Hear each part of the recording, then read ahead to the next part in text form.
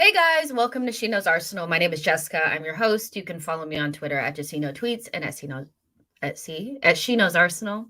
Welcome to another show. Today we're going to be previewing Arsenal's match against Brentford on Sunday and just having a little general chat about how we're feeling about things. How are we feeling about things?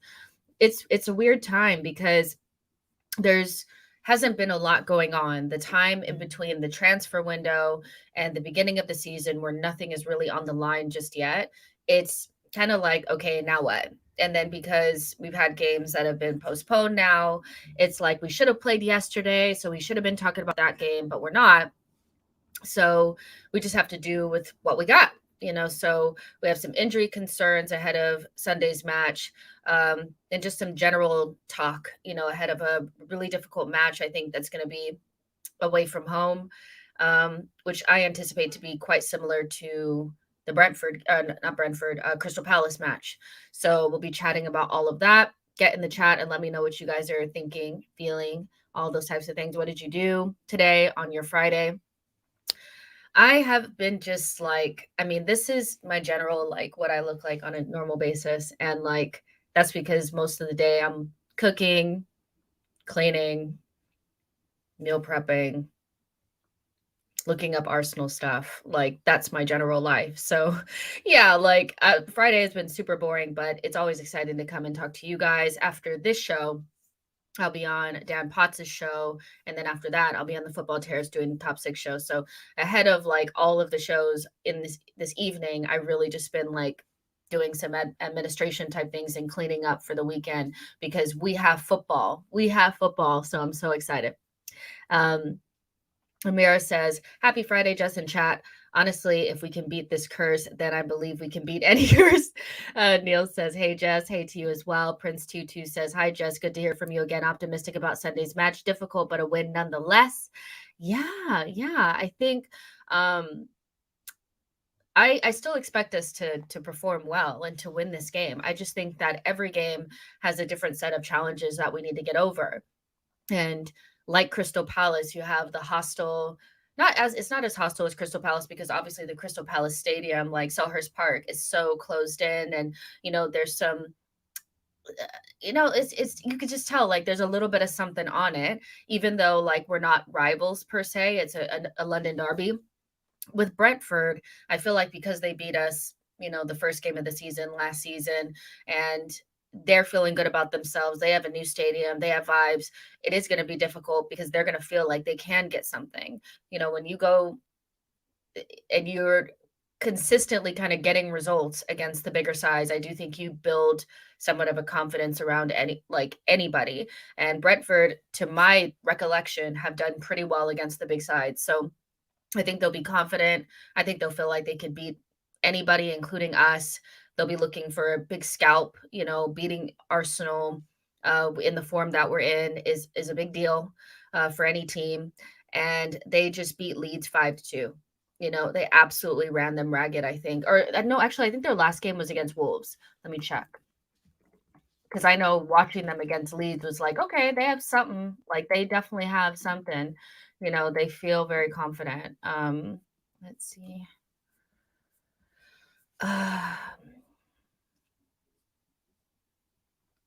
Doesn't even say on here. Pretty sure their last game was Wolves and they drew or lost or something. Let's see.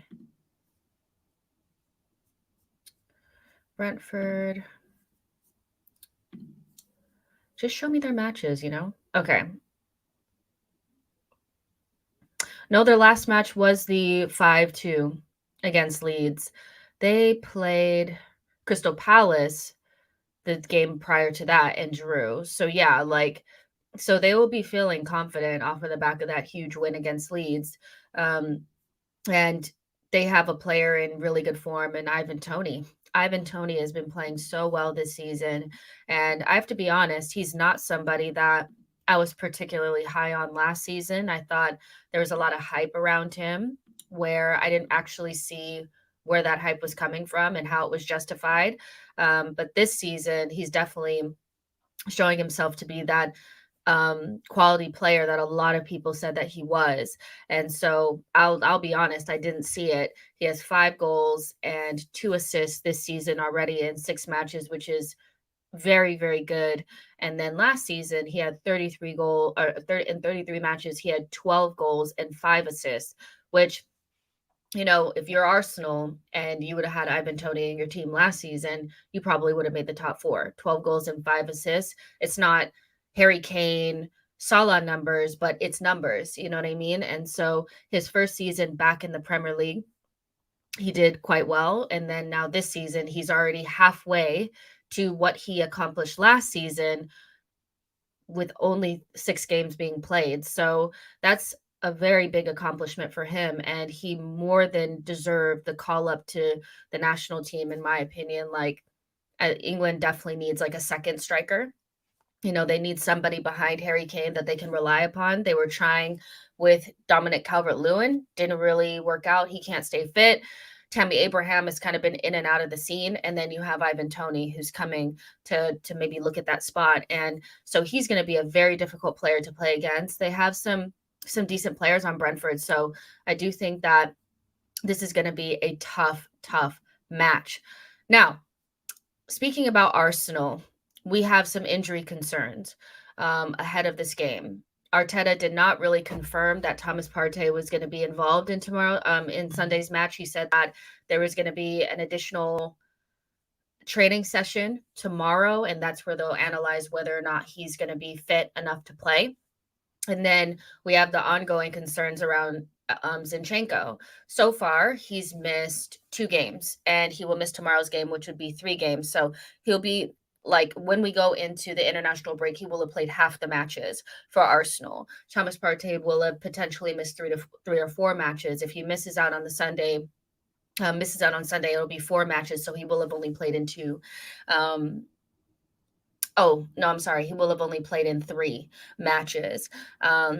So we have some ongoing injury concerns. It doesn't help that the fullbacks that are coming in to those positions for potentially Ben White and Zinchenko are also injury prone in their own right. So yeah, I think there's a sense within the fan base that, do we have an issue with injuries? You know, why is it that we're only 6 games in and we're already feeling quite thin?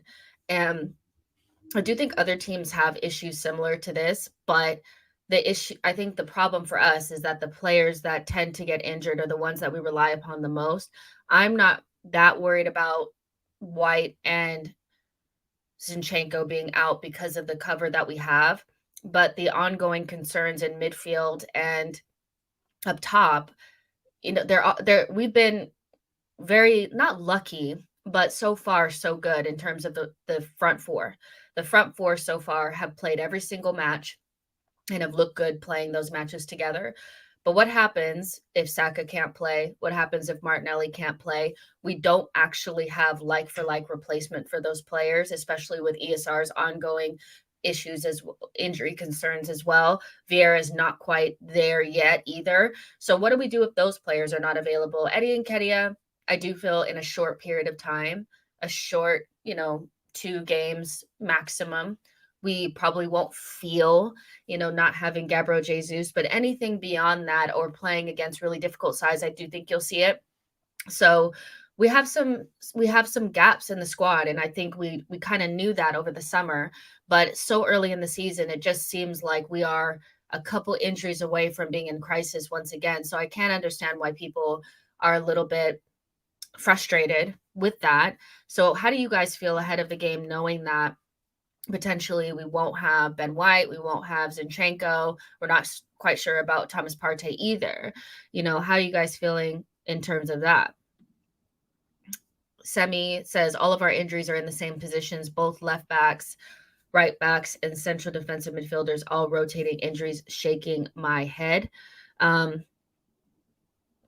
Neil says we've learned by now that we can't take any team lightly. It's going to be a hard game, but we must beat the teams like Brentford regardless of their form. We just can't lose.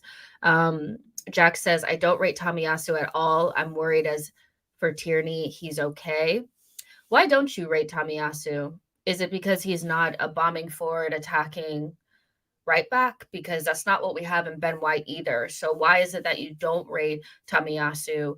And Tierney, I think, is really interesting because a lot of people have really turned their backs on Tierney. Like, he's definitely somebody that I think the fan base is slowly closing the door on, because now we have a new shiny Zinchenko. Tierney can't remain fit. He doesn't fit the style, all those types of things. But before that, Tierney was one of our best players, and he has been injured for a long-term injury as well. So I'm not quite sure why anybody would be worried about Tierney, because when he's fit, he's one of the best left backs in the league. I don't understand why you'd be worried about Tierney. Maybe he doesn't play the same as Zinchenko, but in terms of his levels, it's not like he's a kid. It's not like playing Nuno. You know what I mean? But yeah, let me know how you guys feel about the injury concerns ahead of the game. Let's see. So yeah, I mean, I'm feeling still confident, but feeling like we're at the threshold now of like one more injury would be difficult. One more injury would be, difficult to withstand. But in terms of the game on Sunday, it's the Sunday's match, and then we go into a 2-week break, international break. And so you would imagine that when we come back in October, Zinchenko, who won't be going away with the Ukraine, will be fit. You would imagine that Ben White, whose injury has been said not to be serious, would be back fit. You would imagine that Thomas Partey would be back fit, unless he goes with Ghana and has another thigh injury or something like that. So coming back to the North London derby, we should feel confident, like we have the majority of our players back. ESR is an interesting one. I think Smith Rowe is the one that, he's so important to the squad because of the two positions that he covers for us, and because he has such a different skill set to the players that already play in those positions. And what he does have that the others don't is, I think he has a better eye for goal than Odegaard, and he tends to be more reliable in the final third than some of our other wing players. So ESR not being available, I think, is a worry, but there's been kind of some light shed on his situation that I think can maybe give us a little bit, like, ease our mind on what's going on with Emile Smith Rowe. So this is coming from The Athletic, and The Athletic basically was saying that Emile Smith Rowe is not suffering with a muscular injury. He is experiencing pain in his groin related to growth. And we've seen this before with players when they grow a lot. I thought Willock also had some issues with this. When they grow, and they grow fast, like in a short period of time, their muscles are not kind of ready for that. And then they're also athletes, and then those things don't really work well together, and then you sustain more injuries. He's has suffered with the issue before at RB Leipzig. Although this is not classified as an injury, Smith Rowe's situation does require careful management. He will not be rushed. Although there is no time frame on his return, the club and those around the player do not believe this situation will lead to a long-term absence, nor do they believe it will affect his bid for a World Cup place. So yeah, it's one of those where it's kind of like, okay, that's different than sustained muscle injuries, like somebody that's going to eventually be injury prone. It's somebody that's struggling from probably being 5'8", 5'9", and is now on the cusp of being almost 6 feet tall in a very short period of time. So I like that. I don't like the situation, but I like that we have some clarity on what's actually going on with Smith Rowe. And if they need to not rush him back in, then they shouldn't rush him back in.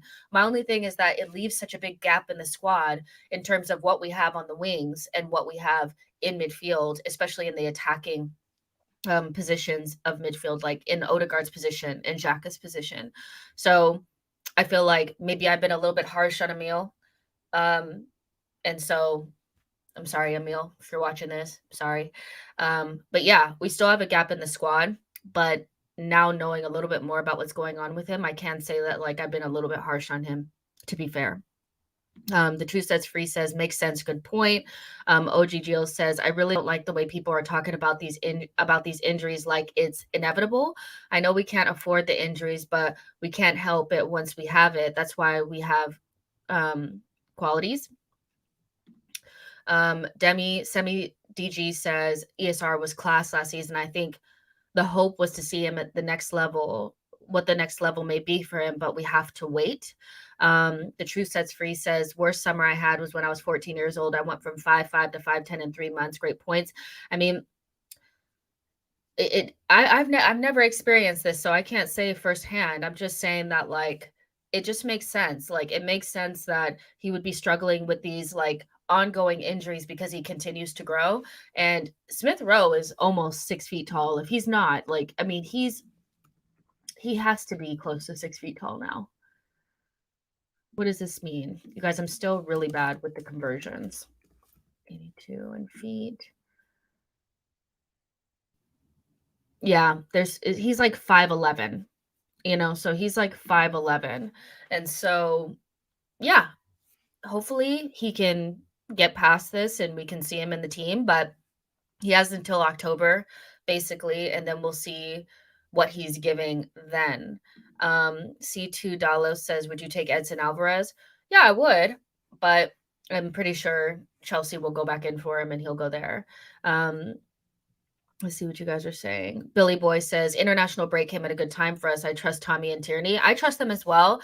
I'm not worried about those two. I think they were our starters last season, and we were really close to doing what we wanted to do with them. I don't actually think that we looked at them as issues. It was more not having a striker and the midfield being ravaged.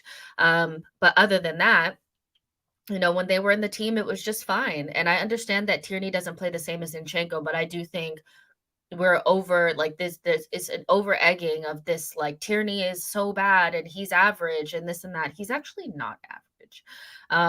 Laud says Tierney is on a different level this season. I mean, I thought he was good against I thought Tomiyasu and Tierney were good against Zurich. It's low level opposition, but I thought they did well. I thought they did well. Jack Bomber says, I don't trust Tomiyasu due to him not being good on the ball, and we will struggle to build attacks.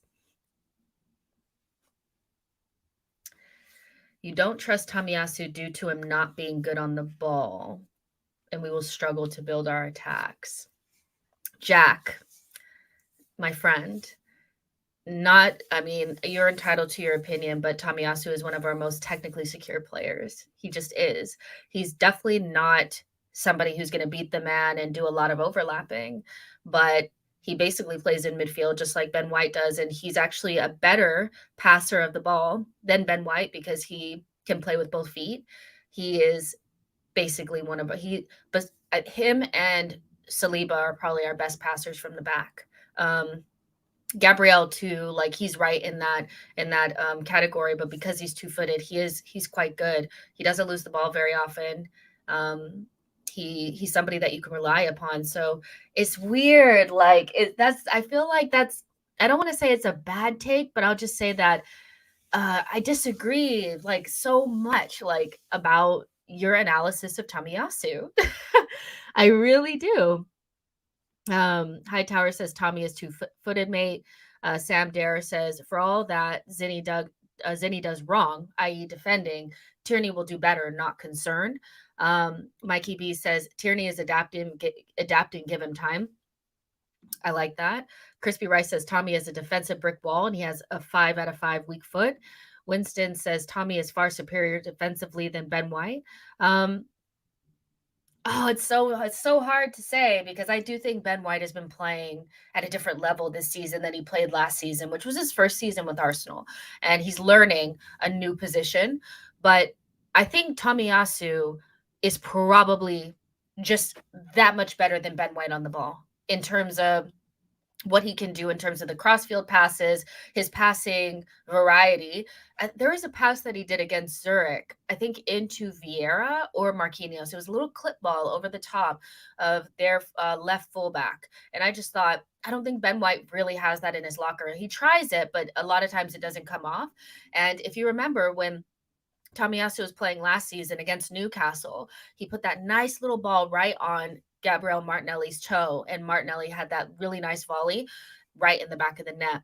And I just think Tomiyasu is just that much better technically than Ben White, which says a lot because Ben White is a really good technical player. So I don't know. I rate Tomiyasu really highly. I really do. So I don't know about that take. Sam says Tomiyasu will see Saka not have to come so deep. Emmanuel says when Ben White is fit, why all these Tomiyasu talks? Arteta already confirmed he is fit.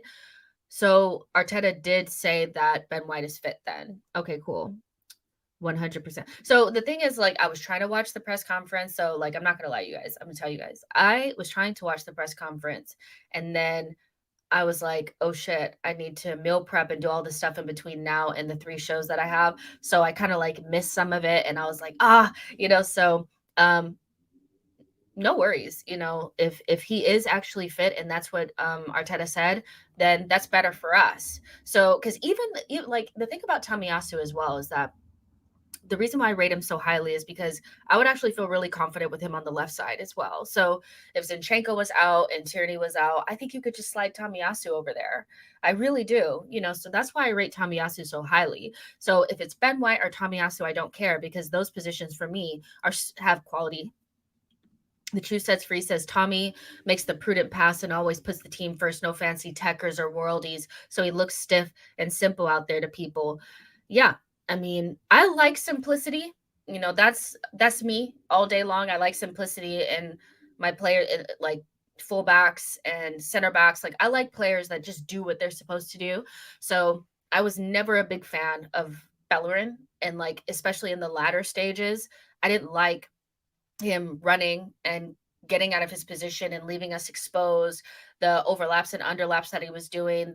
I didn't like it. And so Tomiyasu makes me feel safe. Ben White makes me feel safe, like my comfortable little blankie at night. I'm like, oh, safety. That's how they make me feel. Frank says Tommy is pure defensive perfection. Tatemi says, Jess, what do you think about the midfield 3 of Vieira, Partey, and Odegaard?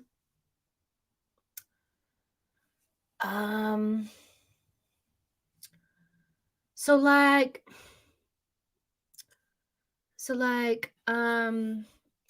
it's one of those where it's like, oh, I want to see it, but I don't want to see it like anytime soon because we're going to be playing very difficult matches, and I don't think it's where you want to start experimenting. I think that's where Arsenal are going. Like in the next 2 seasons, if we saw a midfield of probably won't be Thomas Partey. I think at that point we will have not phased him out, but he will become somebody like he probably won't be playing as much in 2 years. There'll probably be somebody else.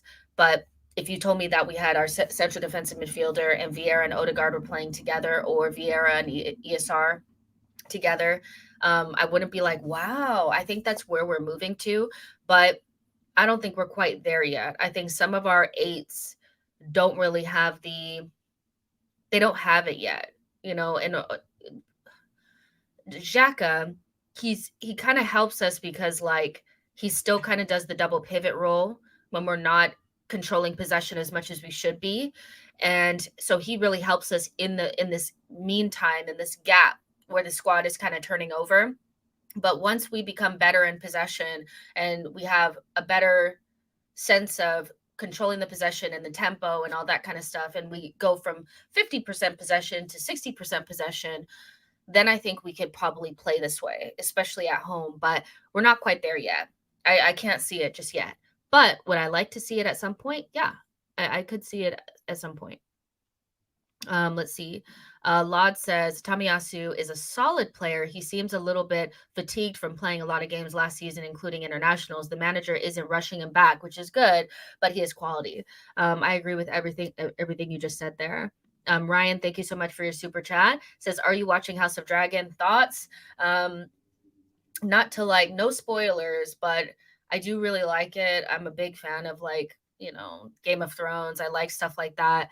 And so I've been watching it, and the last episode it just took it to another level. It was like, oh, okay, like, so this is what we're doing, and so I do really like it. I've been trying to get into Rings of Power, but I just haven't been able to get into it just yet. But yeah, House of Dragon, I'm definitely on that. I really think it's gonna pop. And they're making like so many spinoffs for it as well. Like I think they realize that like they can make so much money by just having like 5 or 6 branched off franchises from Game of Thrones. So yeah, I'm really enjoying it. I'm really enjoying it. There's 120 of you guys in here. Like the video, subscribe to channel. Astra Dooley says, this Tommy dissing is madness. He's one of our best defenders, and when he plays, very few players can get the better of him. You know, it's also about the last time people saw you.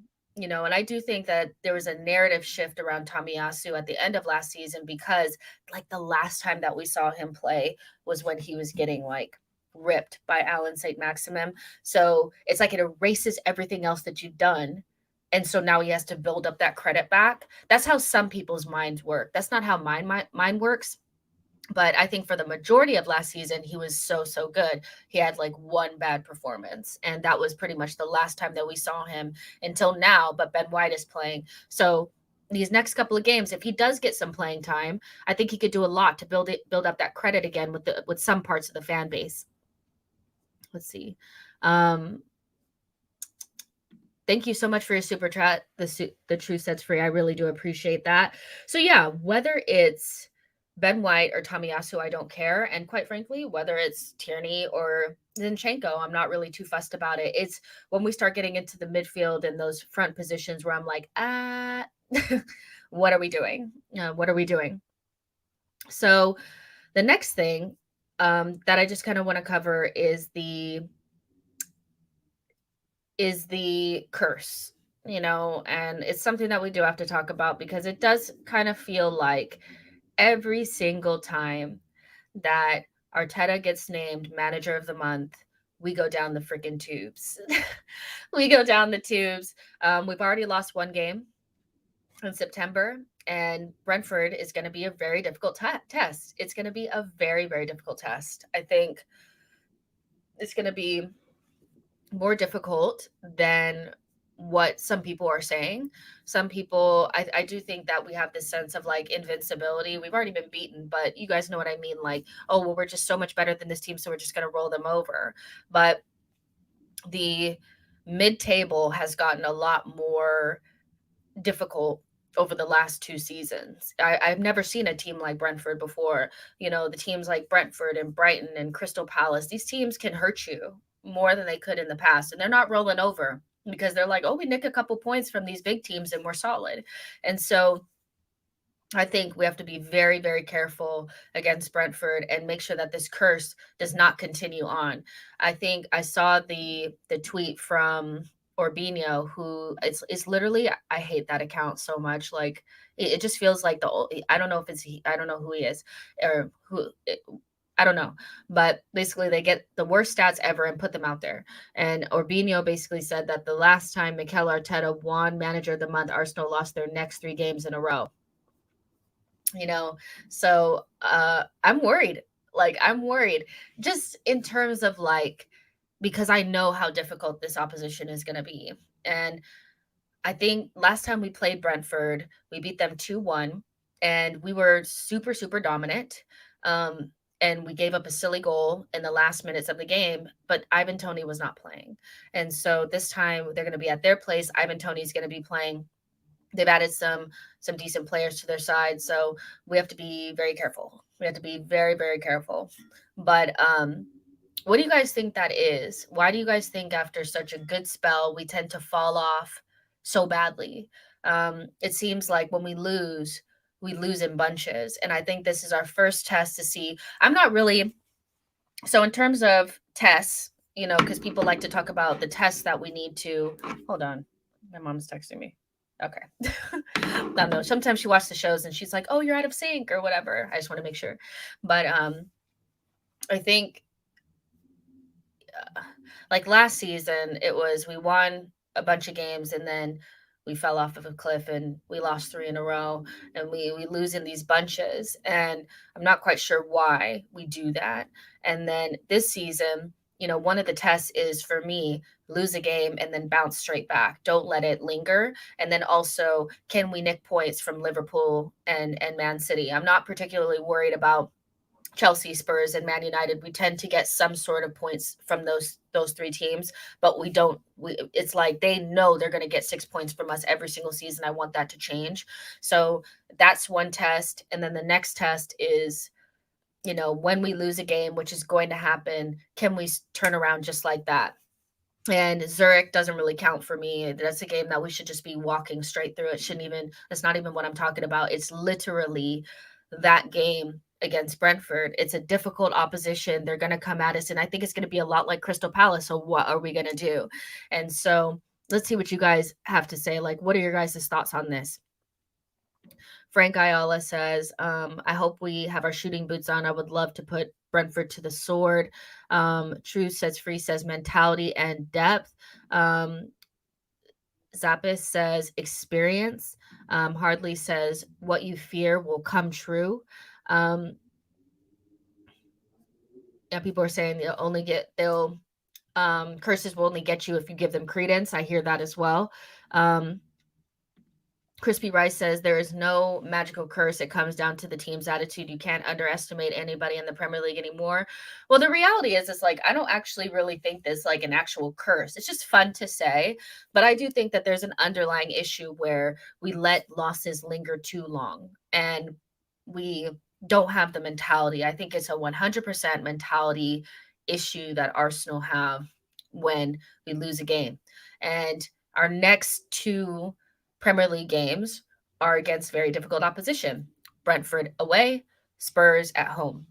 And it would be nice to get 6 points, from those matches, because that would set us back into a winning mode before we go to, play Liverpool and continue on. So I think it's definitely a mentality thing. And this is where players like Gabriel Jesus kind of need to make the difference. This is where players like Zinchenko, who probably won't play, need to make the difference. This is where Thomas Partey needs to make the difference. Players that have played at the highest level need to be able to get the team back on track. And I just don't think we've had enough of that. I think we wallowed in our bullshit for too long last season. And so we'll see what the team has, but they have to just erase that game against Manchester United. It was a game where we defended poorly, but we played well in spurts. And if we play like we played in the good moments against Manchester United for 90 minutes against Brentford, we should win. We should win. I mean, I think Mitrovic is also playing quite well this season. And he's somebody that we kept relatively quiet until we just gave him the ball in the box and let him score a goal. So we should be able to handle Ivan Toney. Ivan Toney has they're so similar. I was just about to say that, like, Ivan Toney has more in his locker, but I also think Mitrovic has more than just getting in the box and heading the ball in the back of the net. So we can stop Brentford's attacks. We just have to make sure that we don't let the last game get into our head and blah, blah, blah, and not having our best players and all of that shit. We need to just get over it. This is also where the manager comes in as well, because he can't start changing things. He doesn't need to panic. He doesn't need to do anything spectacular. Let go of it and just play the way that we've been playing. OG says, I'm captaining Jesus on my FPL. I'm so confident about this match. I'm apprehensive. Sheikh says, we're going to win, I believe. Amira says, I keep reminding myself that it's 12 p.m. kickoff. Hopefully a sunny day at the G-Tech Community Stadium. Odegaard will have a man of the match performance and the curse will be broken. Crispy Rice says, I agree, Jess. I do think some of our fans feel that way, though. Frank says, agreed. The new additions, winning mentality need to be front and center. I mean, that's why obviously we brought in Gabriel Jesus for other reasons, but one of the biggest things that we talked about during the summer window was we need to bring in experienced players that have been there and done it before. And I think some of these players have 1 or 2 seasons under their belt with Arsenal, so we should probably hold them to a higher standard. And then you've also added Gabriel Jesus and Zinchenko that are winners. And then you've also have Thomas Partey, who I think a lot of people forget has won the Champions League before. So we shouldn't be like acting like these players shouldn't have a better mentality. They really, really should. And Brentford is a game that we should be winning. Don One says 2-0 to the Arsenal. People forget how good we have been so far. Mikey B says the other teams have senior players on the pitch and multiple to guide their teams. We are low in number in such seniors, so it has to be organic. Jack says we can handle Toney. Our CB pairing is elite. It comes down to the wide areas for me. Crispy Rice says a 6 a.m. kickoff here.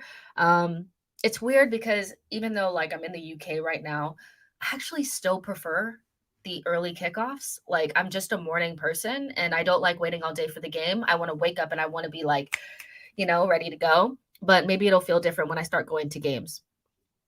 Saida, who I haven't spoken to you in so long. Hi, Saida. Says it's going to be interesting to see how we perform if we go 1-0 down. I don't even want to go 1-0 down. I don't even want to go 1-0 down. But what I will say about that is that we went 1-0 down against Fulham and we came back and we went 1-0 down against Man United and came back. But then we gave up another goal. So I think we can score another goal, or score a goal, even if Brentford score, but it'll be how many goals do we have in us, but we shouldn't even be giving up a goal. That's how I feel. Winston says, I'm calm about Brentford, finish the chances we have. And obviously, we obviously make, and we'll be good. The one thing about Brentford is that they're big, that's a big team. Everybody on their team is like 6 feet tall, everybody. So it's going to be a physical match. And so I'm interested to see how we deal with the physicality of that team, because they're definitely going to use that to their advantage. Like they like to do long throw-ins and they like to get corners and they like to do, utilize their height and physicality to get over on teams. And so will our style of play be halted or stunted in any way because they're shoving us, pushing us, that kind of stuff? And will we be able to keep them off the score sheet because they're going to utilize those tools to the best of their ability? It's going to be interesting to see. OOG says, if we could beat Crystal Palace, Fulham, we can beat Brentford. It won't be easy, though. Just play our normal passing game, deny them balls as much as possible, avoid mistakes at the back. I think it's really important to avoid giving away corners and easy throw-ins right by where the corner is, because that's where they really thrive. Our back line is big. Our back line is better in terms of, how we defend in our box. But I still don't want to give them those opportunities. I still don't want to give them opportunities. I mean, look at what happened to Ramsdale against Aston Villa, things like that, being shoved around in the box and then us making a stupid mistake, or, the referee not seeing that we've been fouled in the box or whatever. We just don't want to see that. So I do think that even though our backline is big, I just, I prefer us to limit the amount of chances that they can get. And those are their best chances, is when they get in and around the box and they can kick the ball into the box and we have to defend. So yeah, there's 134 of you guys in here. Like the video and subscribe to the channel. Shake says, I hope Partey is fully fit. We play better with him. And we definitely do. Hopefully he is back. Clucking Bell says, Ben White following Nketiah playing for Ghana in the next World Cup. Laugh out loud. Ah, so funny. Welcome back, Clucking Bell. Jack says, we have really struggled with conceding goals this season, so I think they will score against us for sure. I think that's the trade-off of trying to impose ourselves in our game on the other team. When we were better defensively, we were so bad offensively. And I think people forget that, is that when we had a really good defensive record, it was mostly because we weren't opening up. Now we leave ourselves susceptible to that easy ball in behind. And it's really up to the center backs to deal with that, and Ramsdale. And in certain circumstances, we just haven't been good. I think we've made quite a bit of mistakes against Leicester. Both goals were mistakes by Arsenal. Against Fulham, a mistake from Gabriel. And Manchester United was just a culmination of, mistakes on the pitch from us. I thought the midfield wasn't compact enough, and then so our line was exposed and things like that. So our compactness is going to be really important because they are going to try to hit it in behind.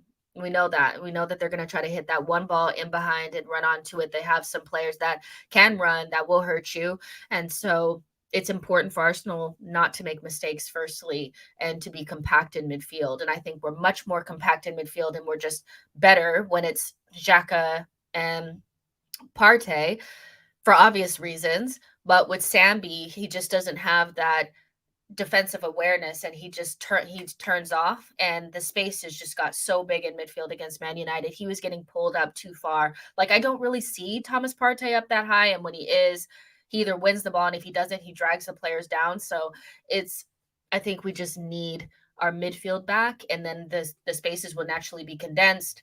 We won't be getting exposed so much in behind, and we just need Gabriel and Saliba to make the right decisions. So it's definitely doable. It's definitely doable. So let's build our lineup. Let's build our lineup. Let's build our lineup. Let's build our lineup. All right. Do you guys like my singing? No? Okay. I'll stop. I'll stop. Make sure you guys are liking the video and subscribing to the channel. Let's create this formation. Let's do our do.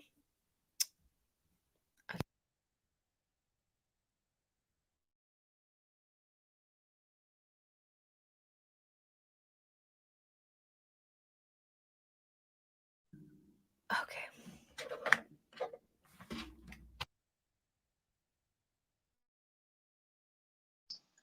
Can you guys hear me, see me, all those things? Okay, great. So let's get into it.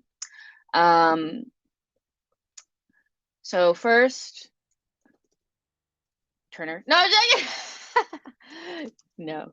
Ramsdale in goal. Needs to have a good game.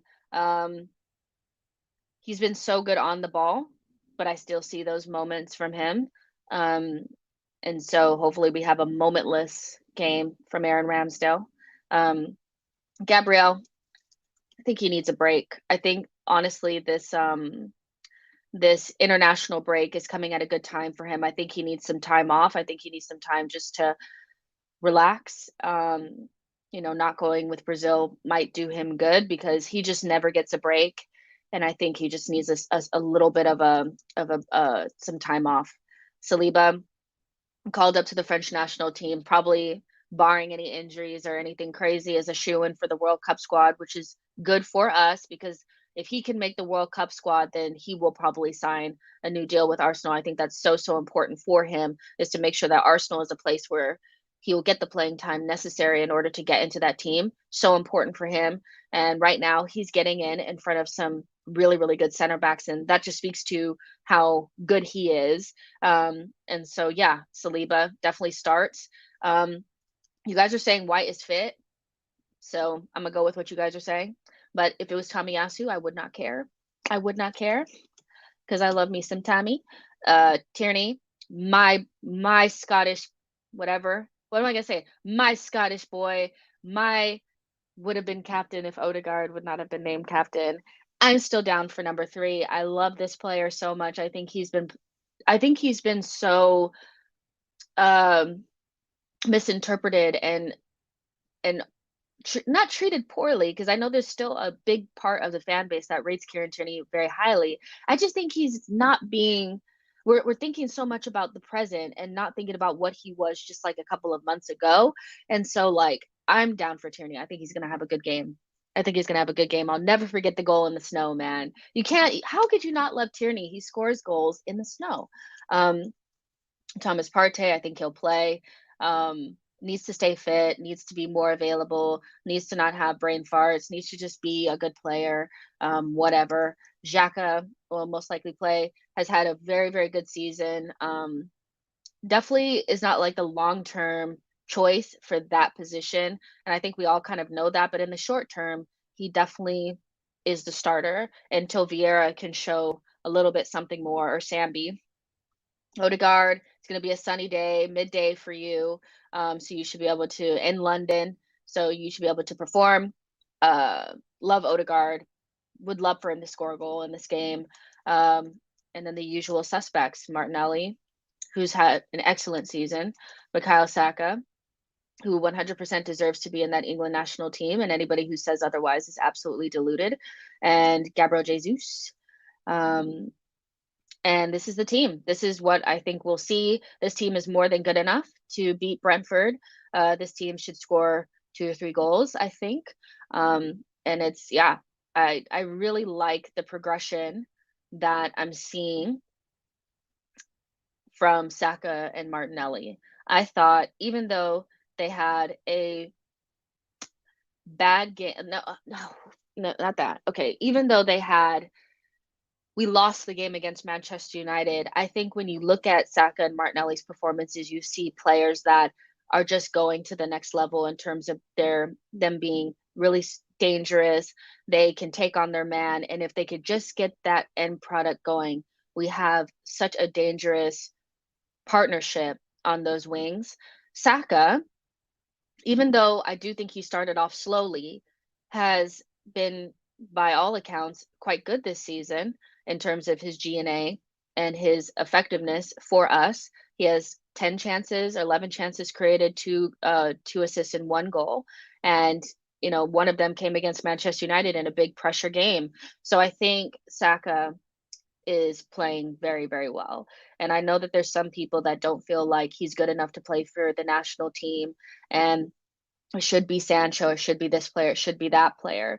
But I think he's earned Southgate's respect and confidence. And if I think you have more issues than Saka being in the team than somebody like Maguire, Mings, Cody, those guys, they're not even starting for their teams, and Saka is starting for Arsenal and playing well, just as good as all the players that have been chosen and the ones that have not been chosen. So I'm not really sure why he's always the one that's like, well, why is Saka there? He's also there because he can play multiple positions and he can be relied upon. That's one of the things that I think Arteta really likes about him, is he's reliable. And in the time where, like in comparison, Sancho was unreliable for the national team, Saka came in and played any position and did it well. He also has a Euros under his belt where Sancho didn't really play. And so those things come into account, I think, when a manager is choosing the team. And I don't understand why at this point he's still being talked about when there's players like Bowen and players like Grealish that are making that team that are playing nowhere near as good as Saka. So it's just odd. Saka is closer to Foden than anybody else on that list. And Foden is really like the top player in those positions for the English national team. So yeah, those are just my 2 cents. I know it doesn't really matter. I'm not English, so I don't really have a dog in the fight. But it's just strange to me that his position is always up for a talking point when it really shouldn't be. And in regards to Martinelli, we know he's gone up another level, and I'm loving everything that I'm seeing from him. Jesus, I think, could even still get better, and so we're just waiting for him to. I think he is playing well, but we need more end product probably from him, and I think we'll see that. But yeah, front three has been really good this season. The Two Sets Free says Red Sox broke an 86-year curse of legendary players who didn't believe in it. Then the floodgates opened and they won 3 more titles in 15 years. Yeah, it's just, I mean, you don't want to buy into it. I'm sure that Arteta would say, like, let's not even talk about these things because we don't want to talk them into existence. But it's just like a joke. Like, you know what I mean? Like, I don't think anybody really believes that it's a curse. It's just when we lose a game, we lose in bunches because we don't have the right mentality. So that's just all it really is. Winston says KT is suffering from an out of sight, out of mind. Great player. Akal says right back is Tommy the best. Tierney is just recovering from injury and is still the best. Terrence Tibb says, how can you play donkey passion merchant Tierney over Silky Smooth Zinchenko?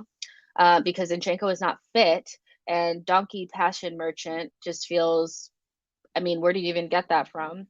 Before he went out with that knee injury, nobody was saying these things about him. Now we've reduced him down to a donkey passion merchant. Why would Manchester City be interested in a donkey passion merchant? Why would Real Madrid be interested in a donkey passion merchant? Our players are not shit. It's just, that is just such an overreaction. And so, yeah, I don't know. I don't get it. I hope you're joking. Like, I hope you're joking, because that's a terrible take. Sorry. Jeff says KT is just a victim of our successful start of the season. He will still do bits this season. I agree. Jack says start Marquinhos. I really want to see him. I know it's not rational to just throw him in, but sometimes that could be what causes a player to thrive. I would say if we're up a couple of goals potentially, but because this is our last game and we don't play again until for 2 more weeks, I do think that Arteta is going to go as strong as possible, make sure that we win this game before that international break. But at some point we will see Marquinhos maybe in the Premier League, but I don't know if Brentford away is the right game to do it, with Saka playing so well. Yeah, Sheikh says Saka has been improving with every match. He has been.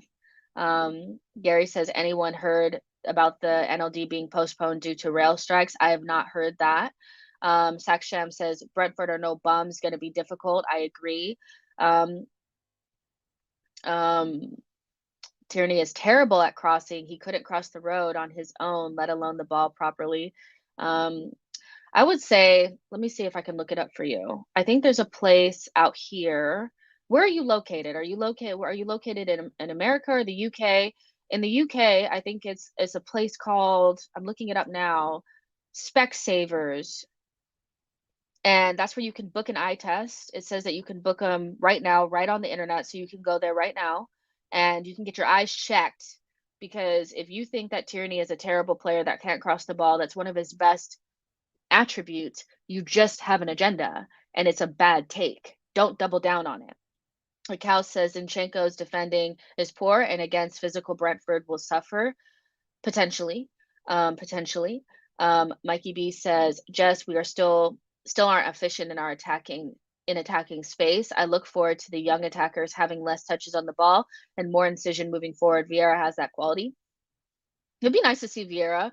I feel like we'll see him more when after the World Cup. We'll probably see him more then, as he grows into the season and all that kind of stuff. But so far, he looks good and he looks like he has a different skill set that we need. And so, yeah, I like it. Natty says Saka is better than Foden. I wouldn't say that just yet. I think Foden has also had the benefit of playing for a team that plays at the highest level. And so Saka will never get that recognition unless he is playing in the Champions League and scoring those types of goals and making that type of impact. But what I will say is that Saka is probably the next best English forward at the moment in terms of form. I do think Rashford is very talented. I think Sancho is very talented. They just haven't played at a consistent rate. And I think form sometimes does merge with talent, and a player that has a lot of talent but cannot get into form, at some point you just have to say, okay, they're just not on it. And that's okay. And I think Saka has been in good form for a long enough period of time where it's not just form, he's just a very talented freaking player. And it's just okay for people. I think people just need to get over it. Just get over it. I feel like you have more issues in your team in regards to like Maguire and that midfield versus Saka, who's playing well.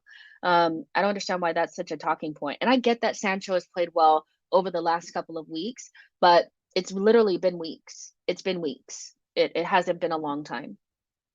Let's see. AV says Pep won multiple Manager of the Month awards and won for Prem titles. Well, Pep is also the best manager in the world, and so you would expect that from him, right? Tommy says, thank you so much for your super chat, by the way. Says, love what you do. Love your channel. Keep going. I will keep going. I will keep going. I love this channel. I love talking to you guys. It's so much fun. Even when you have people that don't agree, sometimes I do clap back once in a while, but like ultimately it's just fun talking to y'all. Let's see. Semi says, am I the only one that wants to see Nketiah and Jesus play more minutes together? Feel like the pair is very well together. I would love to see them play together. I actually think that when we see them play together, it's some of the most potent football that we have. We look the most dangerous when the two of them are out there. And so playing like a different type of formation, I don't think it would kill us. Like if we played like a 4-4-2 or something like that. I know some like people don't like that formation. It's not something I'd like to play long term, but I would like to see Nketiah and Jesus play together. I do think they look like they play well off of each other. So I agree. I agree. Gent next door says White is injured. Tomiyasu will start. Well, there's people in the chat that were saying that Arteta during his press conference said that White was fit, and the information coming about White's injury has been about a long-term injury that has been, plaguing him for a while, which I do think is an injury that was sustained last season, the back end of last season. So it might be something that he's playing through. We'll just have to see. But whether it's Tomiyasu or Ben White, I think we're solid there. I think we're solid there. So I put it in there just, for you guys, but either way, it's fine. True Sets Free, thank you so much for your super chat. I really appreciate it. Let's see. OG says, we have discussed so much about Brentford, how Brentford could hurt us, but I have heard their fans talk so much about Jesus. They don't think their defense can handle him with Martinelli and Odegaard. Well, that's the other point, is that we know that we can hurt them. Jesus, I know that some people tried to play down his performance against Manchester United, and that's usually what happens when you lose. When you lose, the team that won was perfect and the team that lost was shit. But that's not actually what happened. That game was so close, and we had some players that did not deserve to be on the losing team. So Jesus, he bullied the shit out of Varane and Lisandro Martinez. It was just what it was. When there was one where Jesus ran down the ball, pushed Lisandro Martinez out of the way, was in, passed it to Odegaard. Odegaard should have put that ball in the back of the net. So for me, he could do that to anybody. And I think he could do that to Brentford's defenders. He could do that against anybody's defenders, because Varane and Lisandro Martinez are no mugs. They're actually really good players. So I think Jesus is going to be difficult for them to handle. It's just about when we get in the box, if Jesus is doing that and he's passing the ball into whoever, that person needs to be clinical. And that's our issue, is that a lot of times what our attackers are doing doesn't get the plaudits that it should, because we don't have the finishing touch. So whoever's in the box has got to put that ball away, because I think you're talking about a completely different performance from Jesus if that goes in the back of the net. And so I agree. They're going to have a difficult time. I don't think I know that because they bought Aaron Hickey, right? They bought Aaron Hickey, and he's a good young player. But after I saw him against the Ukraine, I thought he is not the player for us. He is not the player for us. But he may not play. Oh, no, he'll maybe play on the right-hand side. So he'll be up against Martinelli. I would not want to be the player up against Martinelli. I would imagine Martinelli will cook Aaron Hickey. Rico Henry is a good player, but I think Saka can handle him. And then you have Ben Mee and Janssen. Those two players, very big, physical, aggressive defenders, but I think Jesus could do well against them as well. So their midfield is okay, but if it's our starting midfield, we should be able to, enjoy the majority of the possession and control midfield. So I think mostly in most games, I feel like we don't have to talk so much about what we're going to do, because we know we have good players and we know that we can hurt them. I do like to focus on what they're going to do, because those are the things that we don't talk about enough. So I do think they have some ways that they can hurt us, but ultimately we're the better team. They should be looking at us like, oh, this is going to be a tough game. A very, very tough game. There's 226 of you guys in here. Like the video, subscribe to the channel. The Truth Sets Free, thank you so much for your super chat, says, I just ate my bagel so fast to get back to the show. We all love bad timing for breakfast. I had a bagel this morning as well. It was a cinnamon raisin bagel toasted with cream cheese, and it was very good. Some people don't like raisins, but I like raisins. I like weird things. I like raisins. I like olives. I like stuff that people don't really like. So that's me.